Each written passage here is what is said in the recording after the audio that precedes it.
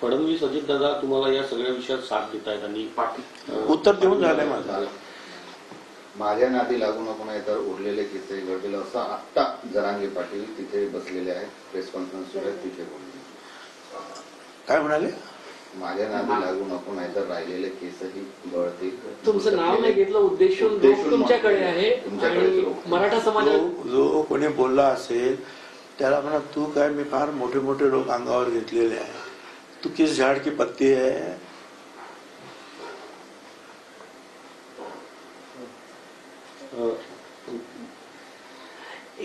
तुम्ही जे सांगता, तुम्ही झुंडशाही आणि दादागिरी शब्दाचा प्रयोग केला. तुम्ही हेही बोललात की तुम्ही पूर्ण मराठा समाजाच्या विरोधात नाही, मात्र जे लोक झुंडशाही करत आहे ही सरळ सरळ तुम्ही ब्लॅकमेलिंग म्हणणार का सरकारला? ज्या पद्धतीने 24 तारीख मग 17 तारीख हे ब्लॅकमेलिंग म्हणजे काय? तेच आहे ना, ब्लॅकमेलिंग आणि वेठीस धरायचं काम.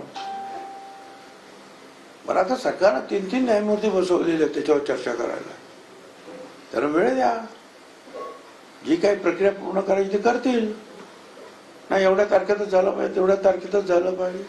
वा, मराठा समाजाला आव्हान करणार का या ब्लॅकमेलिंगला त्यांनी बळी पडू? माझं म्हणणं मराठा समाजाला एवढंच आहे की आतापर्यंत यशवंतराव चव्हाण साहेबांनी सुद्धा या नागपूरच्याच पत्रकारांना सांगितलं होतं विचारल्यावर की हा जो महाराष्ट्र मुंबईसह संयुक्त महाराष्ट्र झालेला आहे, हा महाराष्ट्र मराठ्यांचा नाही, मराठी भाषिकांचा होणार आहे.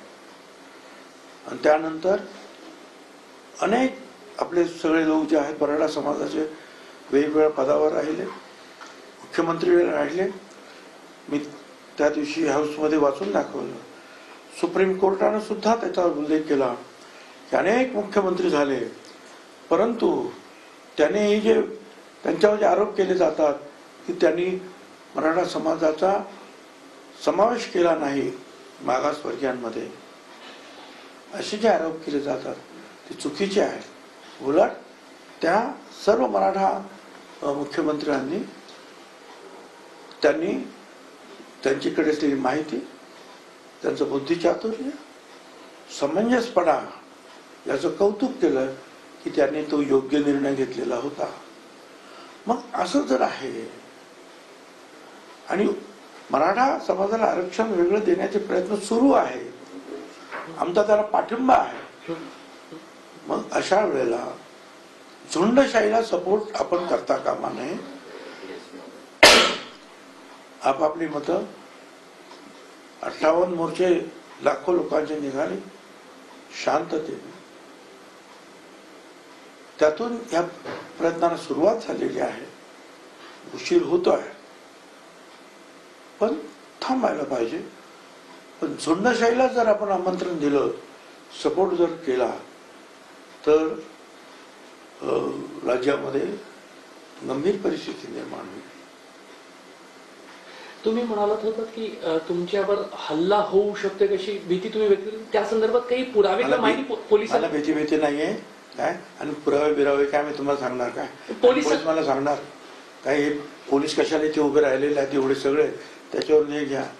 प्रश्न विचारताना जरा व्यवस्थित विचारा काय. आणि मला पुरावा माहिती असतं की तुम्हाला गोळी मारणार असेल तर तुला मी आताच पकडलं असतं ना.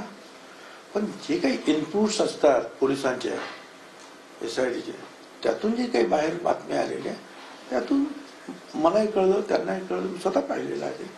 आणि बंदोबस्त सुद्धा वाढवलं. आणि समाज माध्यमावर जे आहे फिरतच होता ना 24 तारखेला या घरावर आणि कॉलेज. मला वाटतं तुमचे प्रश्न संपलेले आहेत. मराठा आरक्षणाच्या संदर्भात छत्रपती संभाजीराजेंनी दिल्लीमध्ये बैठक बोलवली आहे. पवार साहेबांचं, गडकरी साहेबांचं सगळ्यांना निमंत्रण त्यांनी दिलं, राज्यसभेच्या आणि लोकसभेच्या सर्व खासदारांना. लोकशाहीमध्ये प्रत्येकाला अशा सभा शांततेनं बोलवण्याचं, आपली मतं मांडण्याचा अधिकार आहे. तू करा ना सगळं, तो अधिकार वापरा. झुंडशाही करण्याचा अधिकार नाही, कायदा हातात घेण्याचा अधिकार नाही.